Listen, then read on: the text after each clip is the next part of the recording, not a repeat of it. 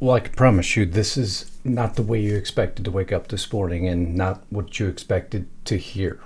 In the aftermath of Charlie Kirk, we could have expected a lot to happen. And we had fireworks across Capitol Hill yesterday. We had, of course, the announcement of what happened in the Charlie Kirk assassins charges. But then something happened later in the afternoon. Something we could never have expected to hear.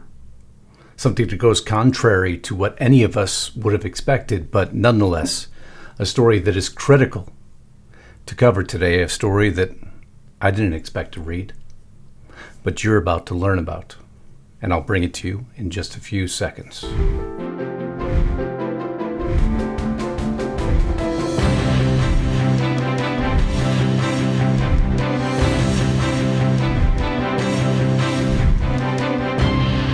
This is only part one. Part two is a story I brought to you a long time ago. Because they're back. Under investigation. If you follow me at Restricted Republic, and if you're at Restricted Republic, you already know about this storyline I brought to you weeks and weeks ago. Well, now, under investigation, in relation to the shooting, assassination, and murder of Charlie Kirk. Except it's a lot worse than I originally expected. Because it links to now what they're reporting as the U.S. State Department and the United Nations. Yeah. Nothing I expected to read yesterday, but nonetheless did. And we're going to be bringing you both of this in podcast part one and part two because these tend to go a little bit long. But let's go into part one. Because remember, we're all delusional. We have no idea what we're speaking of, and sometimes the facts aren't correct. Except for when the facts are validated as correct, which it has been time and time again, as is done here. Robinson's mother explained that over the last year or so, Robinson had become more political and had started to lean more to the left, becoming more pro-gay and trans rights oriented. She stated that Robinson began to date his roommate, a biological male who was transitioning genders. Okay, we'll stop there. Because I told you, and I showed you multiple expos that Lance Twiggs, there was no verification. That was absolutely untrue. Lance Twiggs, Tyler Robinson's partner, viral claim explored as misinformation about Charlie Kirk's suspected killer spreads online. Misinformations continued to spread across social media even after the authorities caught the suspect in the murder of Charlie Kirk's murder suspect. Many of social media are still speculating about Tyler Robinson's identity as new claims have emerged on the internet. Despite accusations from the estranged relative and social media speculation, there is currently no evidence to suggest that Lance Twiggs was dating Tyler Robinson. Well, so much for that, huh? It appears a lot of elements of this story that was inconvenient to one side's narrative is, well, falling apart. And we learned all about that yesterday. You see, what they do is when it is inconvenient to their narrative, they do everything in their power, even by using their own term of misinformation, to push the storyline away, but the public's no longer accepting it. We heard the charges yesterday: aggravated murder, capital offense, felony reckless discharge of a firearm, felony obstruction of justice for hiding a firearm, felony obstruction of justice for discarding the clothing he wore during the shooting, witness tampering for asking the roommate to delete incriminating evidence, witness tampering for demanding trans roommate stay silent and not speak to police, and commission of a violent offense in the presence of a child. And also the death penalty being sought, which we told you it would be sought. But then, of course, the clips came out. For those of you that already heard this clip, you can go ahead and forward about a minute. But for those of you that didn't, I don't want this to be lost. Because in the horrific assassination and murder of Charlie Kirk, ABC News decides, and for whatever reason, to cover it in this fashion. An alleged murder with such specific text messages about the alleged murder weapon, where it was hidden, how it was placed, what was on it, but also it was very touching in a way that I think many of us didn't expect. A very intimate portrait into this relationship between the suspect's roommate and the suspect himself, with him repeatedly calling his roommate, who is transitioning, calling him my love, and I want to protect you, my love. So it was this duality of someone who the attorney said not only jeopardized the life of Charlie Kirk and the crowd, but was doing it in front of children, which is one of the aggravating circumstances of this case. And on the other hand, he was, speaking so lovingly about his partner. So a very interesting and, as Pierre said, riveting press conference, David. Is this a soap opera? Is this a love story? They do this time and time again.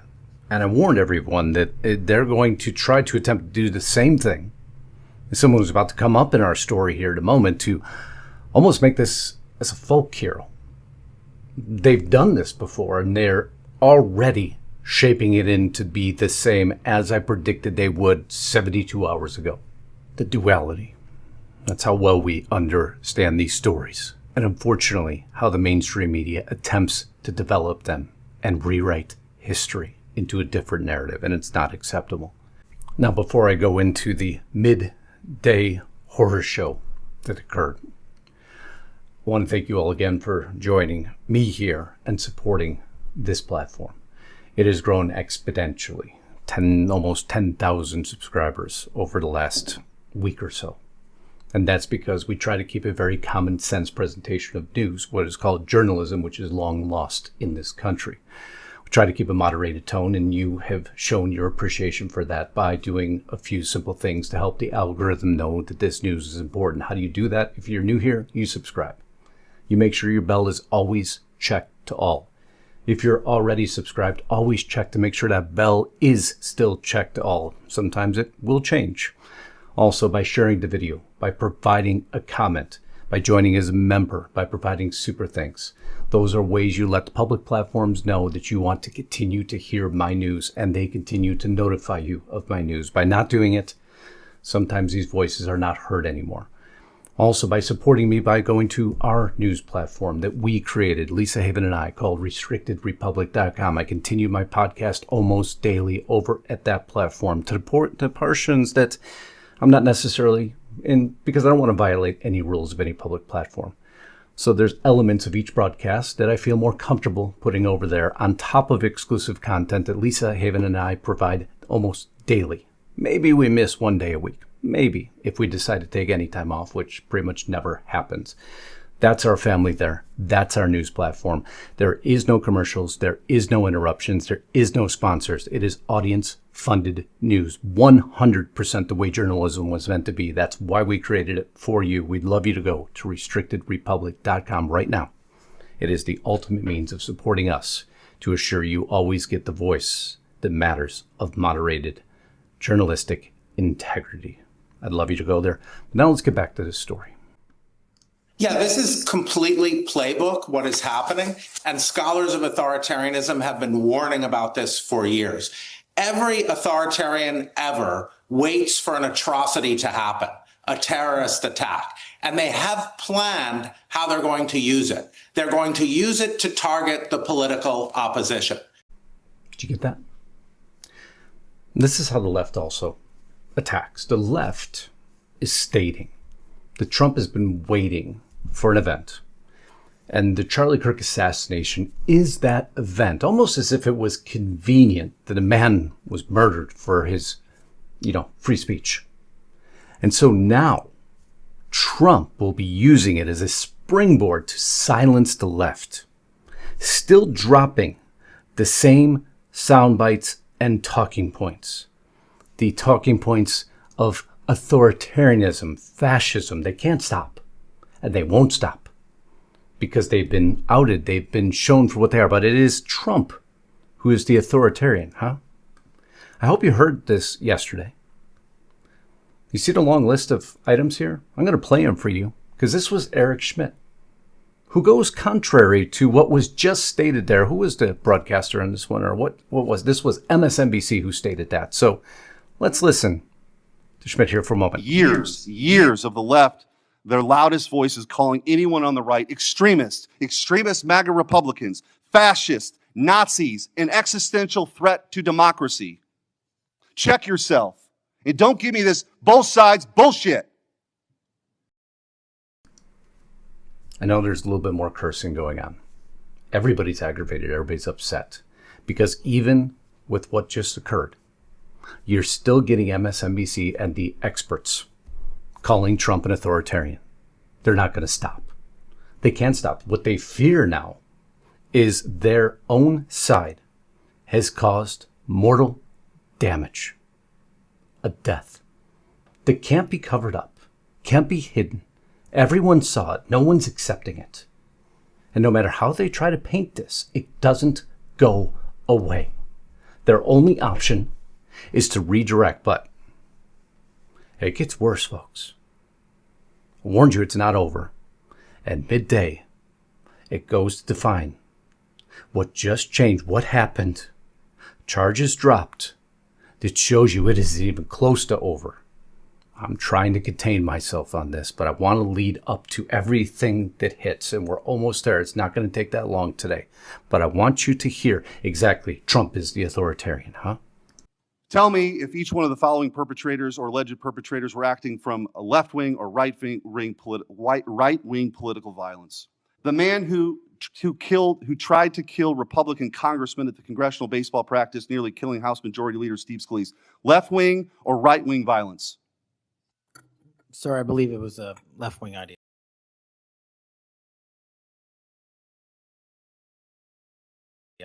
Okay. Burn down cities during the Summer of Love in the George Floyd riots. Left-wing violence or right-wing violence? Sir, I'll rely on you on these. I don't have off the top of my head. I'm sorry. Okay. Left-wing. The Waukesha Christmas Parade massacre. Left-wing or right-wing violence? Left-wing.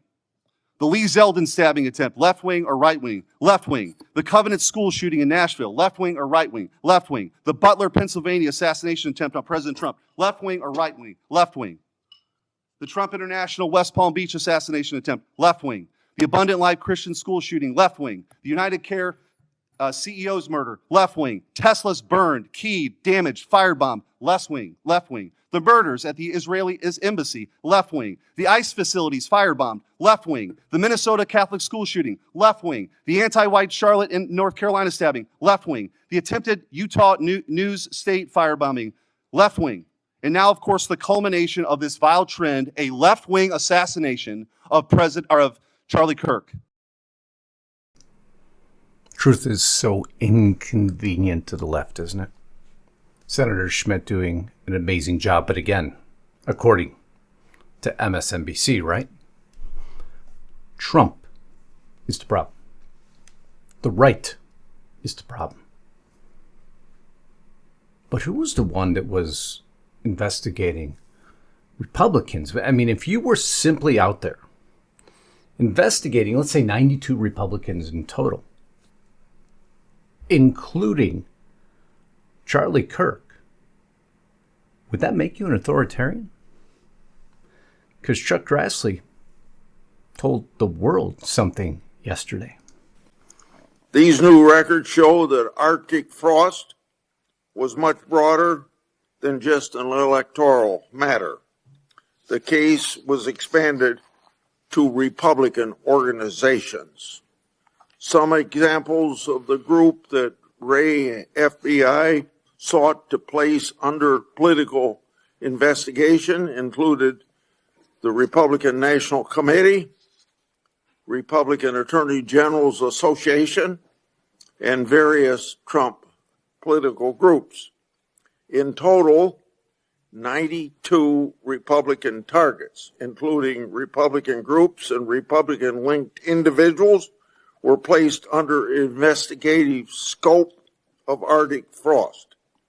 On that political list was one of Charlie Kirk's groups, Turning Point USA. So again, who was the authoritarian? Who is the authoritarians? You see, it's all projection that the left does. They call you what they feel they are and know they are. And it's always the way it works. But you see, this is about something different, right? Because in the morning, what the world was waiting for was the charges against Charlie Kirk's assassin, and we received those. The world is waiting for the reaction from the White House and how they are going to handle this violence.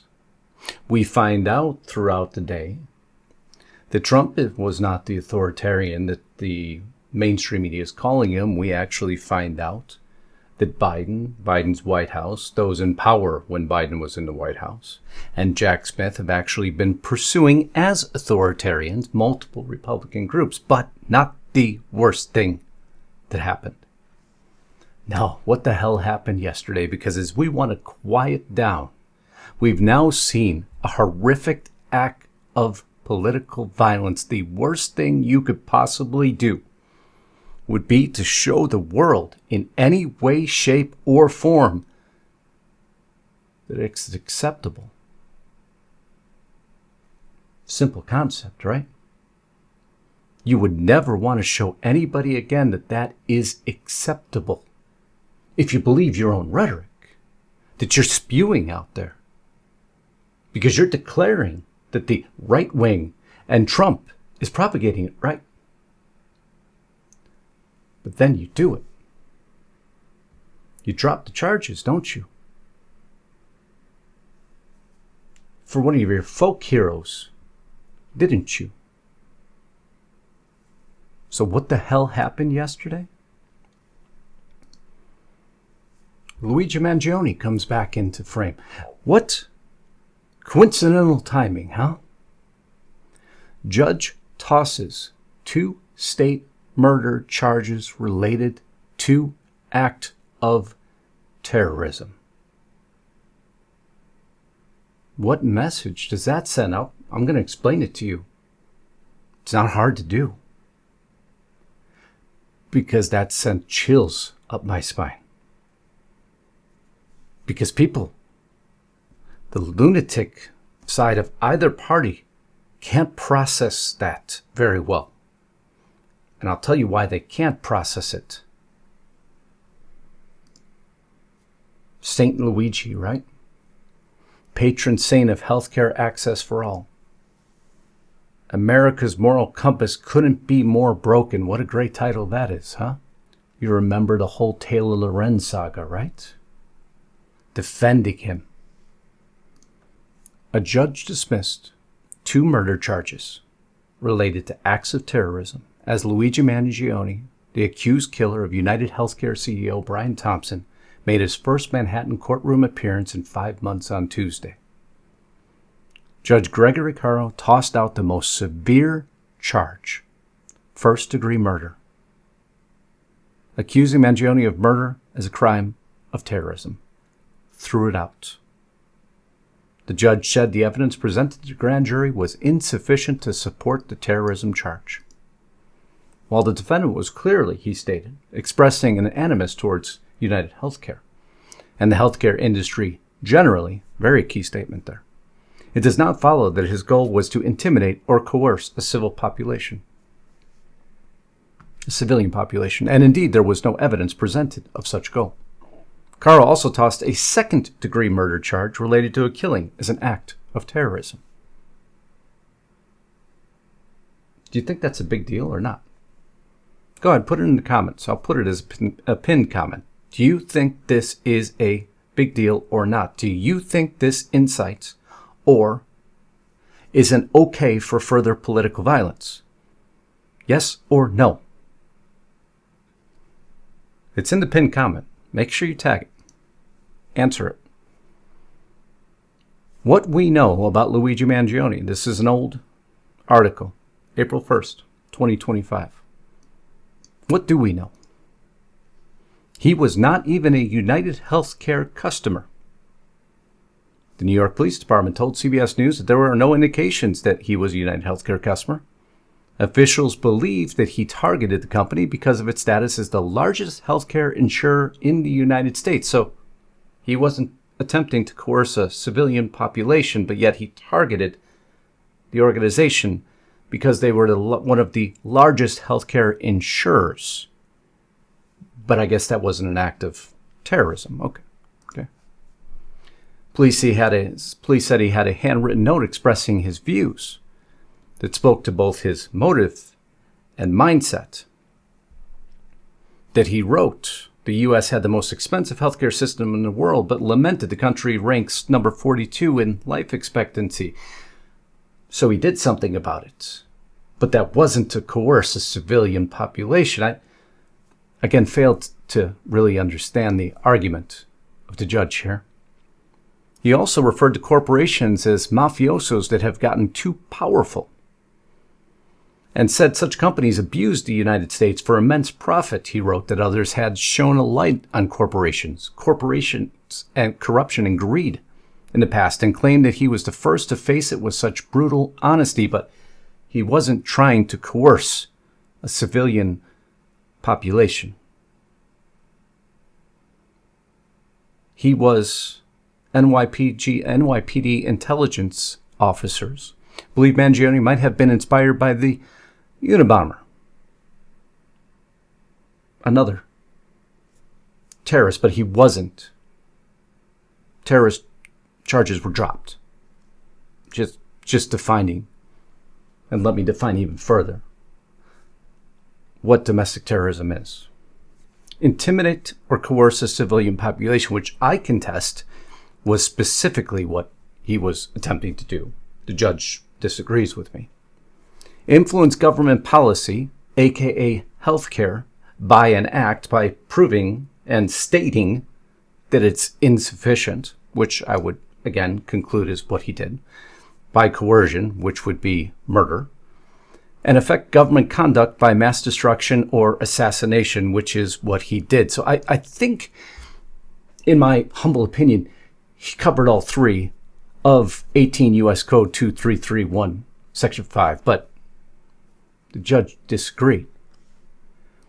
And the New York Post took the same exception I did.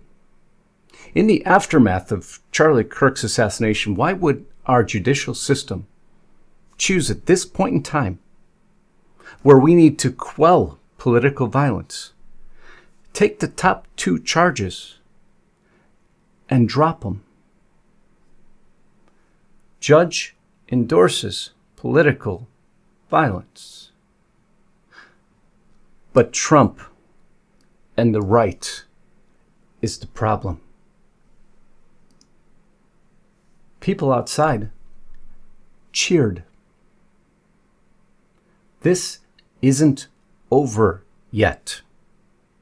Have you heard me state that every broadcast? And Mangioni absolutely aimed to influence government policy, according to the New York Post. That's the point of drawing attention to greed. Horribly, Caro's lawless ruling won cheers from the leftists gathered outside the court, who believed that their gripes about the healthcare system justified Thompson's murder. That is, Caro won the approval of the ghouls who support terrorism in the name of this cause. So what comes now? Because now they feel, because they've been told by a judge that that wasn't terrorism, those charges are dropped.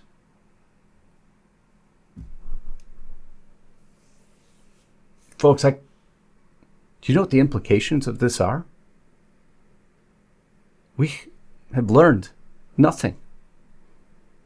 How dare anyone stay on mainstream media and point a finger of blame at the administration or Trump or Stephen Miller or anyone, when this is what our judiciary just gave a free pass in the aftermath of someone who was simply exercising their right of free speech, has their life taken from them. Attempt to stay moderated through this is a difficult process. So what the hell happened yesterday? Our republic further crumbled. Now I'm going to push forward into what I also warned was coming. FBI probing possible extended network that aided and embedded suspected Charlie Kirk shooter Tyler Robinson because they're back. But it goes far deeper than anyone expected. Connections that are being drawn to potentially the State Department and the UN. Folks, it's not over yet. If you're at Restricted Republic, you'll kick over to the next video. You will see that in tab. If you're not with our family at Restricted Republic, I'd love you to join us today, because you're really going to want to learn what this is about, because you are going to be hearing a lot about it, because the administration is looking very deeply into it, because they gave you some details, and I'm about to tell you exactly what they are, and it is not very settling. I love you all. Until next time, Godspeed and God bless. Justus Knight, signing out.